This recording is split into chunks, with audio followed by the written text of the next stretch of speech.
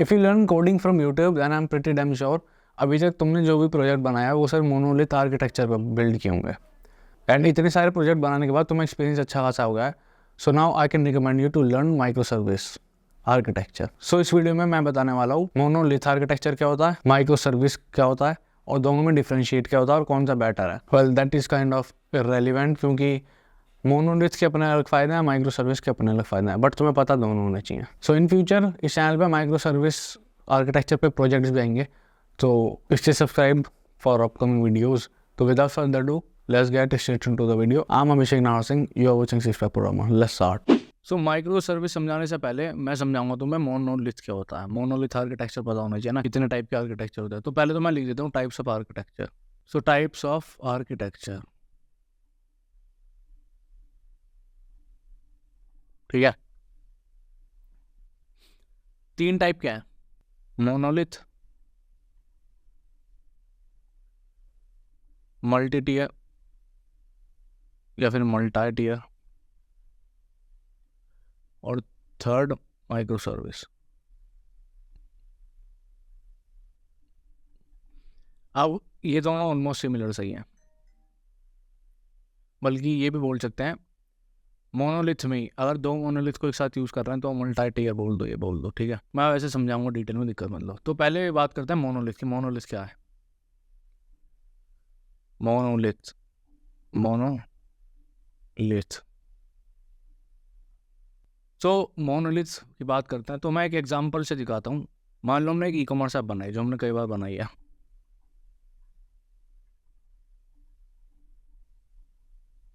ठीक है। अब इस ऐप में क्या क्या होगा, इसको जूम कर दिया लो। इसमें होंगे 2 पार्टी, होगा बैक एंड,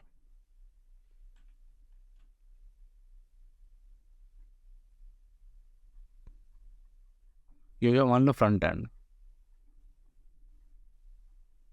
ठीक है। अब बैक एंड में कई सारी APIs होती है हमारी, जैसे कि ई-कॉमर्स की बात करें स्पेशली, तो यूज़र्स API होती है, ठीक है। यूज़र क्रिएट करने के लिए, डिलीट करने के लिए, अपडेट करने के लिए, बेसिकली करंट ऑपरेशन के लिए यूज़र्स की API। फिर तो मैं लिख दूँ पहले यूज़र्स, कर लेता हूँ मैं ये, एक हो गया यूज़र्स, ठीक है। यूज़र्स की API होंगी सारी। उसके बाद प्रोडक्ट की API होंगी। प्रोडक्ट की किस लिए? प्रोडक्ट क्रिएट करने को, फैच करने को प्रोडक्ट, या फिर डिलीट करने को, बेसिकली वही करंट ऑपरेशंस। फिर होगी ऑर्डर्स की API, नया ऑर्डर क्रिएट करना है मान लो, या डिलीट करना है, प्रोसेस करना है, अगेन करंट। तो ये सारी हमारी कुछ API हैं जो हम बैकएंड में बनाएंगे। ये वेरीज कर सकती हैं अब तुम्हारे फीचर्स के हिसाब से, क्या क्या फीचर चाहिए तुम्हें, ठीक है। अब ये अलग अलग फाइल में, मान लो user.js में यूज़र्स की API हैं, product.js में प्रोडक्ट्स की API हैं, order.js में ऑर्डर्स की API हैं।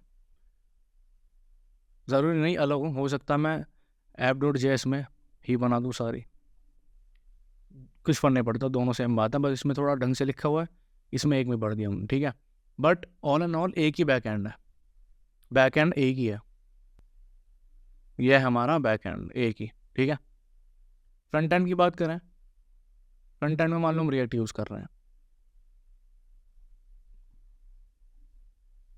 वैसे बैक एंड में कुछ भी यूज़ कर सकते हो, Node.js, एक्सप्रेस, ठीक है।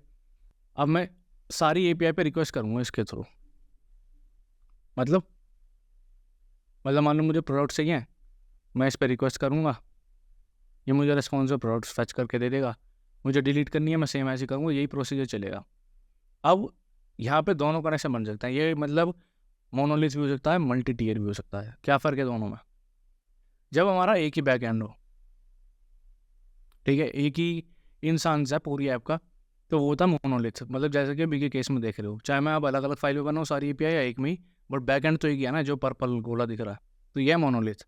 अब अगर ये अलग अलग डोमेन पे होस्टेड है, मतलब मान लो बैक एंड है हमारा डोमेन 1 पे और फ्रंट एंड हमारा डोमेन 2 पे, जैसे कि हमने देखा है यूजुअली हम क्या करते हैं, बैक एंड कर देते हैं हेरोकू पे या फिर रेंडर पे डेवलपमेंट के टाइम पे, और फ्रंट एंड करते हैं हम वारसेल पे, हमने देखा है कितने बार प्रोजेक्ट में किया है। तो ये हो गया मल्टी टीयर, मतलब बैक एंड अलग है, फ्रंट एंड अलग है, कम्युनिकेट करना है अलग अलग डोमेन पे, ये हो गया मल्टी टीयर। वर्सेस अगर ये दोनों होते एक डोमेन पे, ये दोनों है एक ही डोमेन पे, डोमेन वन। अब ये है प्रॉपर मोनोलिथ आर्किटेक्चर, जिसमें बैक एंड भी एक पे ही है, फ्रंट एंड भी एक पे ही है। इवन दो जो पहले वाला केस था वो भी मोनोलिथ ही था, बट कुछ लोग उसको मल्टी टीयर बोलना प्रेफर करते हैं, राइट। तो ये है मोनोलिथ आर्किटेक्चर, मतलब फ्रंट एंड भी वही है, बैक एंड भी वही है। इसका क्लासिक एग्जांपल है नेक्स्ट जेएस से बनी होती है अगर ये ऐप, नेक्स्ट जेएस ऐप, जिसमें फ्रंट एंड भी उसी में, ये एपीआई फोल्डर में, सॉरी बैक एंड, और ऐप डायरेक्टरी में हमारे फ्रंट एंड के कंपोनेंट्स, ठीक है। तो ये हो गया back and.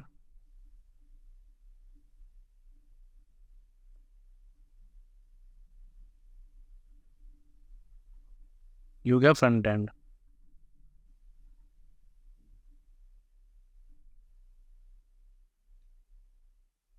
This is classic example of monolith architecture. अब इसके साथ कुछ प्रॉब्लम्स हैं, ऑब्वियसली माइक्रो सर्विस समझाऊंगा, बट उसके पहले जाना है क्यों करना है माइक्रो सर्विस। अगर जूम आउट कर दूँ मैं, ये हमारी ई कॉमर्स ऐप, ठीक है।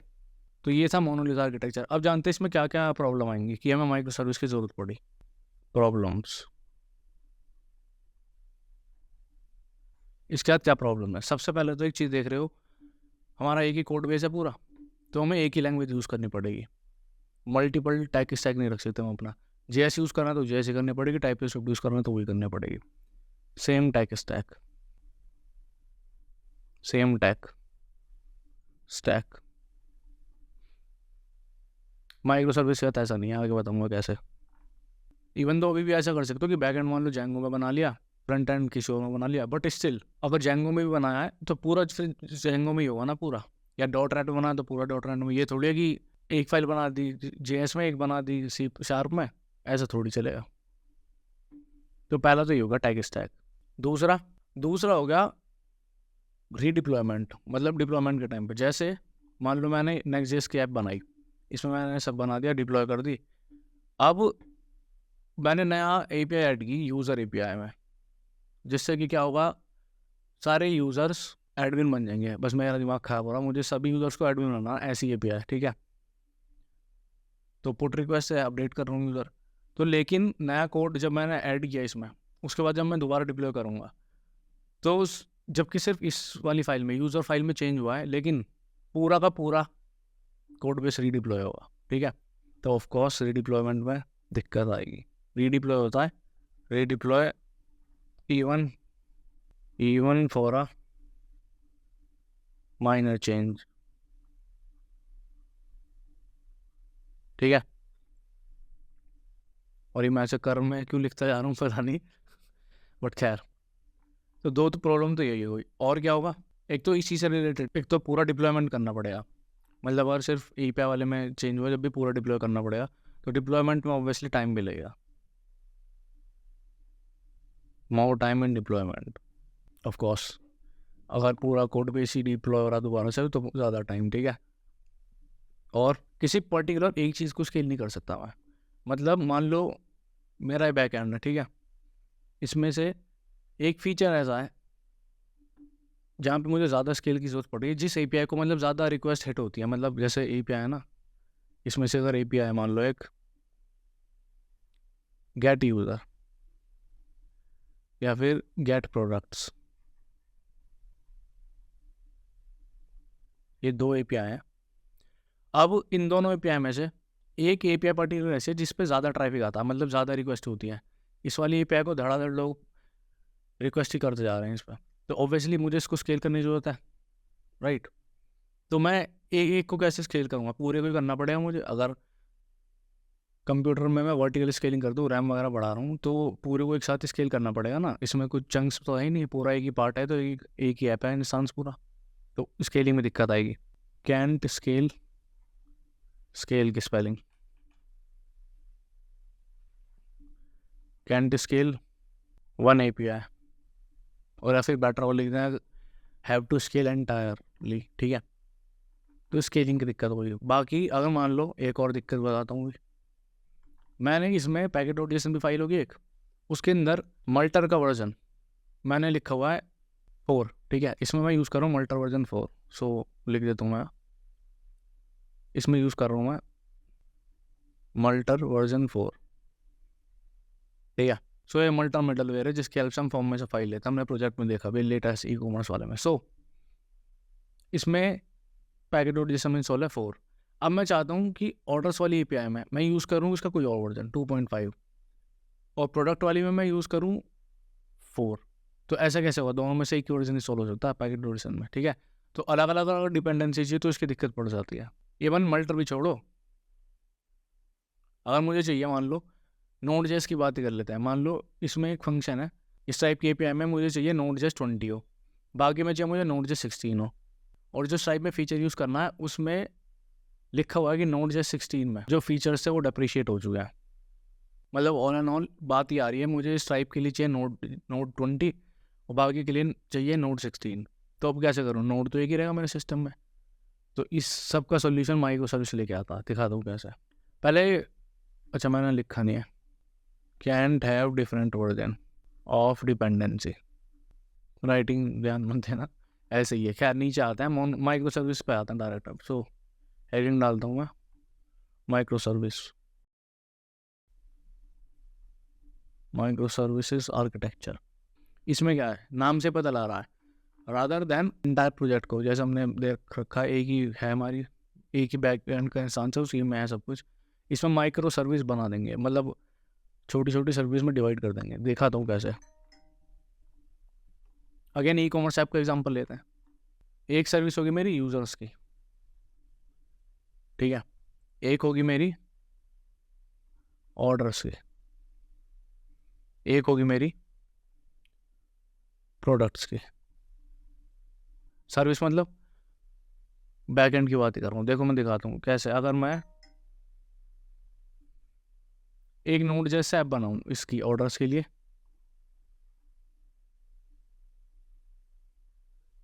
मतलब एक तरह से समझ सकते हो मैंने उसको एक टुकड़ों में तोड़ लिया, ठीक है। रादर देन एक बैकएंड में मैंने 3 बैकएंड बना लिया। बैकएंड 1 कॉपी पेस्ट करता हूँ जल्दी से, ये 2 ये 3, सेम मैंने सेम प्रोसेस फॉलो किया। ऐप डॉट जेस करके पूरा सर्वर बनाया, एक बैकएंड दूसरा बैकएंड तीसरा बैकएंड, तीनों बैकएंड बना लिए। ऑर्डर वाले में ऑर्डर्स का इन्फॉर्मेशन है सारी एपीआई, यूज़र्स वाले में यूज़र्स की एपीआई, प्रोडक्ट वाले में प्रोडक्ट की। अच्छा मैंने कैसे डिसाइड किया कि मुझे इन्हीं बेसिस पे तोड़नी है एपीआईज। ये डिपेंड करता है फीचर टू फीचर, मतलब जो जो मुझे फीचर डालना है मुझे लगता है कि ये सिमिलर से फीचर है एक ग्रुप में आ सकते हैं, मैं उस बैकएंड में वो डाल दूंगा। मुझे लगता है ऑर्डर वाले में सारे ऑर्डर्स वाले आने हैं, जो जो जो जो ऑर्डर से रिलेटेड है वो डाल दूंगा। अब मान लो मैं कल को एक और बनाता हूँ, जैसे हमने एक और शो बनाया था डिस्काउंट का, तो डिस्काउंट मुझे लगता है पेमेंट से रिलेटेड है, तो एक पेमेंट वाला बनाऊंगा मैं जिसमें ठीक करा, जिसमें पेमेंट वाला डाल दूंगा, ठीक है ना। हमने 3 बैकएंड बनाए और तीनों अलग अलग डोमेन पे हैं, और फ्रंट एंड भी बनाता हूँ मेरे को। ये हमने बनाया फ्रंट एंड, रिएक्ट वर्क का नाम इसका रिएक्ट या नेक्स्ट जेस, फ्रंट एंड में कुछ भी यूज़ कर सकते हो। तो ये हमारा फ्रंट एंड हो गया। अब ये होस्टेड है डोमेन 1 पे, ये होस्टेड है डोमेन 2 पे, ये होस्टेड है डोमेन 3 पे, और ये होस्टेड है डोमेन 4 पे।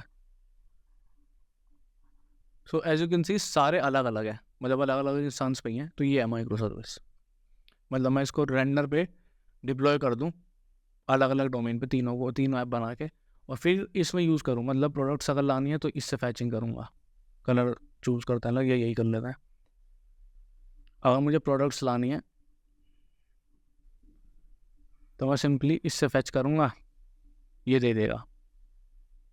अगर मुझे यूज़र इन्फो चाहिए तो मैं इस पर रिक्वेस्ट करूँगा, ये दे देगा, ठीक है। तो अलग अलग मैं उस पर कर रहा हूँ रिक्वेस्ट। एक काम करते हैं यूज़र्स में पर्पल कलर से लिख देता हूँ फिर यहाँ से, ठीक है ठीक है। तो इस तरीके से काम हो रहा है, बट इसमें एक इशू है अभी भी। क्या, सिंस ये तीनों अलग अलग डोमेन पे होस्टेड है, तीनों अलग अलग डोमेन पे होस्टेड है, तो इन्हें एक तो स्केल करने में दिक्कत आएगी, हमें कैसे पता किस चीज़ को कितना लोड देना है, या फिर स्केल करेंगे भी तो कैसे करना है। और क्या दिक्कत है, इनमें आपस में कम्युनिकेशन कैसे कर रहा हूँ मैं।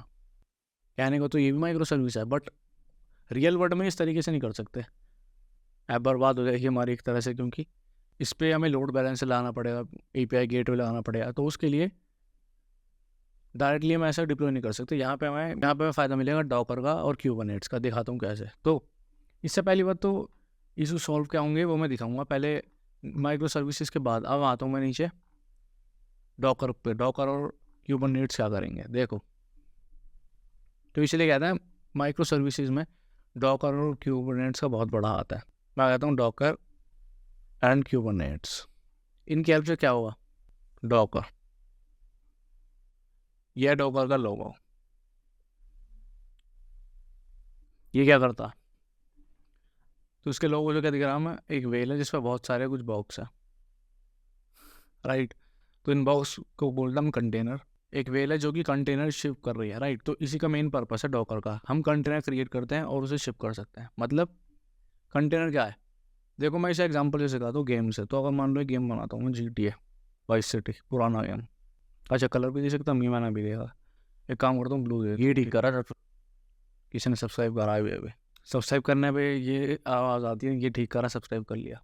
जूम होगा ना थोड़ा, इतना ठीक है, ठीक है, ये ठीक है। सो अच्छा मैं हमारे में घुस के बोल रहा था, ये ठीक है। पापा कलर लेता हूँ, GTA वाइस सिटी का यही था। तो ये गेम है, मान लो GTA vice city, GTA vice city, बचपन में सबने खेली है गेम। तो इस गेम के साथ कभी ध्यान दिया CD में, ये गेम हो गया या पुराने गेम कोई से भी, NFS टाइप का कोई सा भी लो, नीड फॉर स्पीड की तरह, तो सब में एक चीज़ आती है साथ में, डायरेक्ट एक्स। तो गेम के अलावा कुछ उसके एडिशनल सॉफ्टवेयर होते थे जो मैंडेटरी थे, जैसे कि डायरेक्ट एक्स, ठीक है। फिर नेट फ्रेमवर्क आते थे कुछ, जैसे कि एक गेम था स्पाइडरमैन, वेब ऑफ शेडोज। इसके साथ आता था नेट फ्रेमवर्क, मैंडेटरी होता था 3.5 नेट फ्रेमवर्क। अब उस टाइम पे क्या था, विंडोज़ 8, उसमें तो अवेलेबल ही नहीं था ये नेट फ्रेमवर्क। उसमें क्या किया था, जब 8 आई थी तो ये रिमूव कर दिया था, 4 से स्टार्ट था, तो उसमें ही चल नहीं सकता था गेम, विंडोज़ 8 में चलता ही नहीं था गेम। मैं यहाँ लिख देता हूँ साइड में, तो विंडोज़ 8 में चलता ही नहीं था ये गेम। क्यों नहीं चलता था, क्योंकि ये सॉफ्टवेयर था ही नहीं, ये अलग से डाउनलोड करना पड़ता था। इसलिए ये देते भी थे साथ में सॉफ्टवेयर, ये वाला, ये नहीं होगा तो गेम नहीं चलेगा, ठीक है। ऐसी डायरेक्ट एक्स के केस में तो ये जो सॉफ्टवेयर हैं ये एडिशनल चीज़ हैं जो मैंडेटरी है गेम के लिए, ये इन्हें देनी पड़ रही है साथ में। बट व्हाट इफ ऐसे देने की बजाय एक मैं कंटेनर बनाऊँ, एक बॉक्स बना दूँ इसे, इसको बोल जाना कंटेनर, ठीक है। सो रादर देन मैं गेम देने के, मतलब ये देने की बजाय या फिर ये देने की बजाय, ये दोनों चीज़ें ना देने के बजाय मैं कंटेनर दूँ, और इसमें क्या हो, इस पर बस सीधा इंस्टॉल भी ना करना पड़े, डबल क्लिक करें और गेम चल जाए। ये कैसा रहेगा, राइट। तो मेरा PC मान लो, ये मेरा PC, ये है PC जिसमें अलग अलग बहुत सारे सॉफ्टवेयर हैं। ये जो कंटेनर आया इसमें मैं डाउनलोड किया कंटेनर, इस बार गेम गिर कंटेनर डाउनलोड हुआ है, जिसमें होगा पता नहीं क्या, GTA vice city, direct x वगैरह सब होगा इसमें मैंडेटरी। मुझे बस डबल क्लिक करनी है, या लिख देता हूँ ओपन, कंटेनर पे ओपन पे क्लिक करनी है, सीधा गेम चल रहा है। ये कैसा रहेगा, राइट। तो ये है कंटेनर कॉन्सेप्ट। मतलब हम एक आइसोलेटेड एनवायरनमेंट देंगे जिसमें कि सारी चीज़ें ऑलरेडी प्रेजेंट हों, वो हमारे कंप्यूटर से बिल्कुल ही अलग है, इसलिए मैंने बोला आइसोलेटेड। मतलब अगर कंटेनर के अंदर जो भी सॉफ्टवेयर है, मान लो इसमें इंस्टॉल करता हूँ उस चीज़ में Node.js, तो उस कंप्यूटर में पड़ा हूँ मैं कंटेनर, बट कंप्यूटर को कोई एक्सेस नहीं होगा Node.js का। ये एक बहुत बड़ा सा एग्जाम्पल है ऊपर से। सेम अगर मैं इसके बजाय अगर एग्जाम्पल में दिखाऊँ, ये तो गेम का एग्जाम्पल था, वेब का एग्जाम्पल दिखाता हूँ। मान लो अभी ऊपर हमने बात की थी एक प्रोजेक्ट की, राइट, ई-कॉमर्स ऐप की, गिट रेपोजिटरी पे ऑलरेडी पड़ा है प्रोजेक्ट, ठीक है। मैं इसको क्लोन करता हूँ अपने PC में, ये मेरा PC इस बार बड़ा थोड़ा, ठीक है। इसमें मैंने क्लोन किया, ये प्रोजेक्ट आ गया ई-कॉमर्स, ये फोल्डर है मेरा। अब मैंने चलाया, चलेगा ही नहीं। क्यों नहीं चलेगा, क्योंकि इसके लिए कोई डिपेंडेंसी है ना जो होनी चाहिए। तुम बोलोगे हाँ सही बात है, package.json में लिखी है,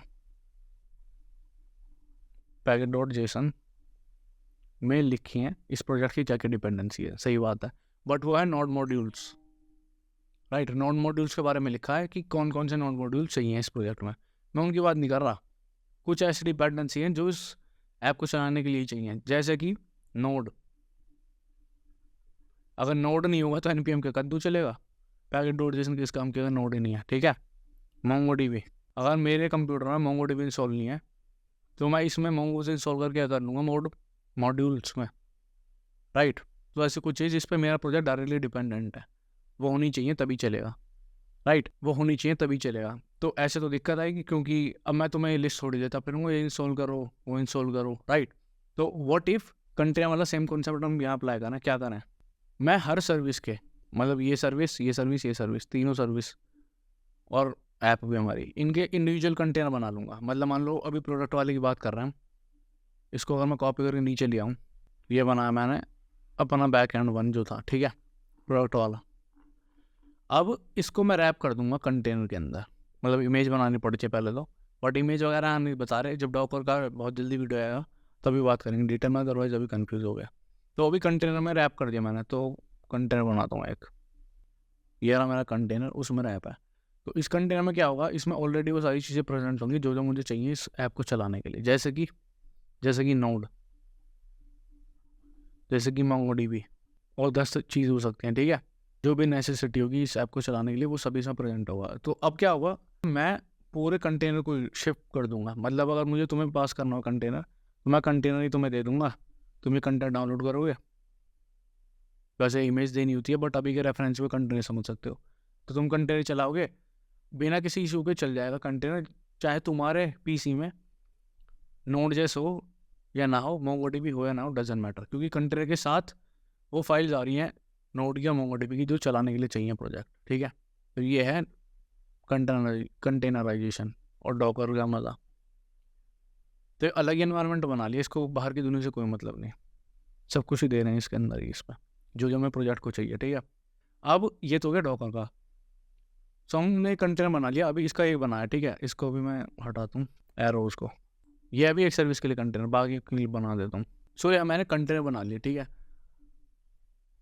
इंडिविजुअल चीज़ों के लिए, जैसे कि प्रोडक्ट वाले के ऐप के लिए अलग, या फिर ऐप के इंस्टांस के लिए, सेम यूजर्स के लिए, सेम ऑर्डर्स के लिए, सेम रिएक्ट के लिए, चारों कंटेनर बना लिए। अब मान लो ये चारों वर्क कर रहे हैं, अब कैसे पता लगेगा किसको कितना लोड देना है। मान लो सिनेरियो आ गया हमें यूज़र वाले पे ज़्यादा लोड है, तो इसे अब स्केल करना हमें कैसे करेंगे, तो उसके लिए हमारे पास है क्यूबरनेट्स। तो उसका अगर लोगो लेते हैं हम, सो क्यूबरनेट ये एक ऑर्केस्ट्रेशन सॉफ्टवेयर है, मतलब वो तो क्या गूगल पे भी देख लोगे तुम मतलब जाना मतलब क्या है, मतलब ये देख रहे कंटेनर, मैंने बताया किसको कितना स्केल करना है कैसे पता हमें, राइट, एक दूसरे साथ कम्युनिकेट कैसे करेंगे कैसे पता। तो क्यूबरनेट क्या करेगा, हम इसकी हेल्प से लोड बैलेंसर ऐड करेंगे और ये मैनेज कर पाएगा किसको कितना स्केल करना है।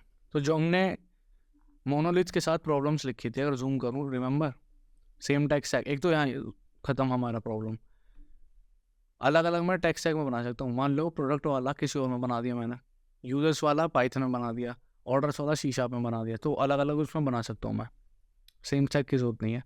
उसके बाद redeploy even for a minor change, एक और मज़ेदार चीज़ इसके साथ क्या होगा फ़ायदा, अगर स्क्रॉल करके नहीं चाहता हूँ, मान लो सिर्फ प्रोडक्ट वाले में कुछ चेंज करना मुझे, नई API ऐड किया मैंने, डिलीट मल्टीपल प्रोडक्ट्स, ठीक है, उसके इसमें क्या होगा, रादर देन मैं सबको एक साथ अपडेट करूं, सिर्फ मैं इस वाले को अपडेट करूंगा, ठीक है। सो मान लो अपडेट करने के बाद ये मैंने निकाल दिया V2 वर्जन, ठीक है, V2 इसका चल रहा है, बाकी के V1 चल रहा है। ऑर्डर्स का निकाल दिया मैंने, इसके 3 बार निकाल चुका हूँ, इसका चल रहा है V2.2 वर्जन, अलग अलग वर्जन पे चला सकता हूँ मैं अपनी APIs, राइट।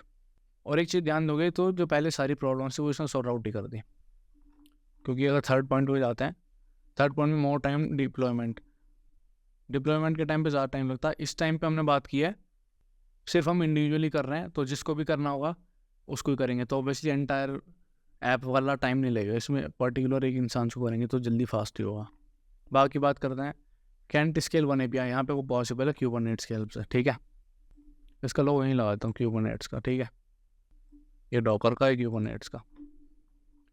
तो एक तरह से कह सकते हो क्यूबरनेट्स कंटेनर को मैनेज करता है, राइट। एंड अगेन इस पर प्रॉब्लम थी, can have different version of dependency. इसमें ऐसा नहीं है, मान लो इसमें उसका नाम है मल्टर का वर्जन 5, तो कर सकता हूँ मैं मल्टर V5, ठीक है। यहाँ यूज़ करना मुझे मल्टर का वर्जन 1, इसमें कोई और यूज़ करना है। तो अब मेरे पास ऑटोमेटिकली फ्रीडम है कुछ भी चीज़ करने की, बट इसके साथ डिसएडवांटेजेस भी आ जाते हैं।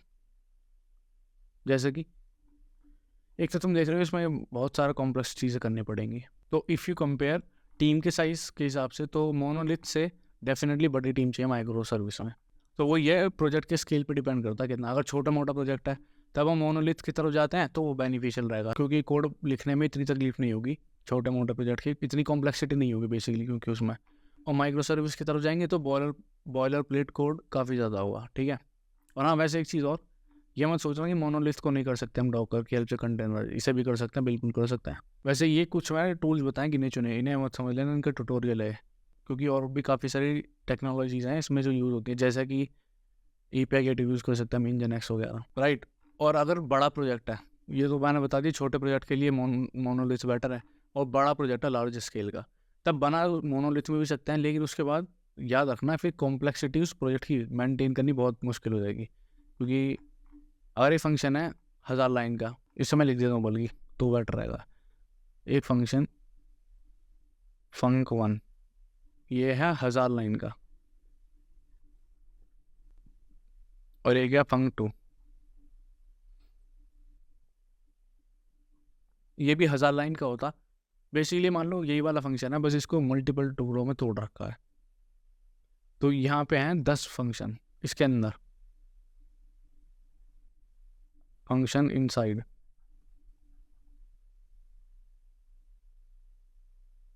इसे फंक्शन के अंदर 10 फंक्शन है, तो फंक्शन में तोड़ रखा है इसको। तो ऑब्वियसली 1000 फंक्शन वाला कोड रीड कर पाओगे इजीली, या फिर ये वाला ये रीड कर पाओगे, बल्कि इसको भी और तोड़ोगे। तो वही मैं कह रहा था, डिपेंड करता है प्रोजेक्ट की कॉम्प्लेक्सिटी पे, कितना बड़ा प्रोजेक्ट है। दोनों ही अपनी जगह सही है, ऐसा नहीं है मोनोलिथ बेकार है वही बढ़िया है सिर्फ। क्योंकि अगर ऐसा होता तो माइक्रो सर्विस आने के बाद से तो मोनोलिथ खत्म ही हो गया होता ना, बट ऐसा नहीं है। और हाँ जस्ट टू क्लेरिफाई, अगर कोई सोच रहा, मैंने कहा था स्टार्टिंग में नेक्स्ट जेएस एक क्लासिक एग्जाम्पल है मोनोलिथ ऐप का, बट इसका मतलब नहीं है कभी कोई सोच ले कि नेक्स्ट जेएस यूज़ कर रहा है तो मोनोलिथ ही होगी, नहीं। अगर नेक्स्ट जेएस में फ्रंट एंड बैक एंड दोनों करना है तब होगी मोनोलिथ। बट अगर जैसे हमने यहाँ के केस में बताया 3 मैंने बैक एंड अलग बना दिए, उसके बाद यहाँ पे मैं रिएक्ट के बिना नेक्स्ट जेएस यूज़ करूँ फ्रंट एंड में, तो इसलिए रहेगा तो माइक्रो सर्विस ही वो, क्योंकि फ्रंट एंड अलग है और इंडिपेंडेंट है, राइट। तो ये था कुछ ट्यूटोरियल माइक्रो सर्विस से रिलेटेड, और कैसा लगा बताओ। If you are new to this channel make sure to subscribe. आगे डॉकर का और क्यूबरनेट्स का भी ट्यूटोरियल आएगा, एंड उसके पहले भी मैं रिएक्ट को बहुत तगड़े तरीके से मास्टर कैसे करना है उसके ऊपर एक रोड मैप बना रहा हूँ डिटेल में पूरा, राइट। और एक रोड मैप ये बता रहा हूँ जॉब कैसे मिले, क्योंकि काफ़ी मेल आते हैं मेरे को और कमेंट भी कि सब पढ़ लिए जॉब नहीं लग रही। तो मुझे कभी भी लगता भी है, रिज्यूमे भी भेजते हैं ऐसे लोग कि पढ़ लिया, सच में तुम्हें लगता है पढ़ लिया इनफ। तो मैं एक रोड मैप ऐसा बताऊँगा, उसे करने के बाद लाखों की जॉब लगेगी, बिल्कुल लगेगी। क्यों लगेगी? क्योंकि उनको छोड़ूंगा ही नहीं मैं ऐसा। तो उस रोड मैप का वेट करो। वैसे इसके बाद प्रोबेबली वीडियो आएगी सॉकेट के ऊपर, सॉकेट.io, ठीक है। तो थैंक्स फॉर वॉचिंग।